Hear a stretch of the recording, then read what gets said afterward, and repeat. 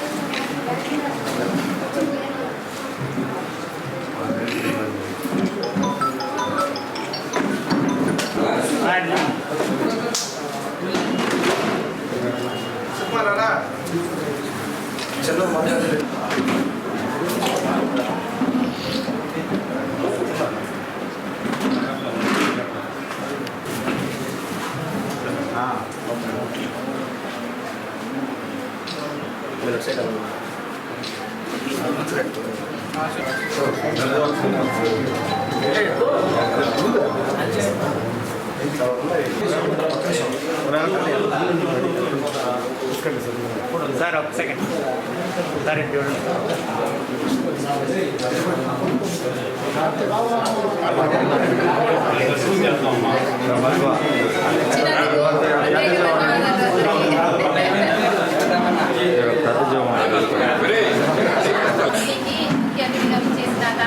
రాజీ గారికి మరియు కార్యవర్గ సభ్యులకి అందరికీ కూడా నా నమస్కారాలు.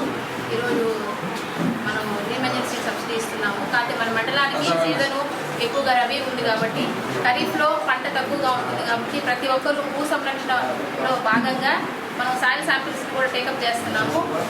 ప్రతి ఆర్బీకేకి కూడా 42 శాంపిల్స్ లెక్కన సాయిల్ శాంపిల్స్ అన్నీ కూడా రైతుల దగ్గరికి వెళ్ళి భూ సంరక్షణ కోసము భూసార పరీక్షలకి నిర్వర్తించేదాని కోసంగా శాంపిల్స్ కూడా కలెక్ట్ చేయడం జరుగుతుంది. దానిలో భాగంగానే మనం ఇప్పుడు సీడ్ సబ్సిడీ కూడా ఇస్తున్నాము.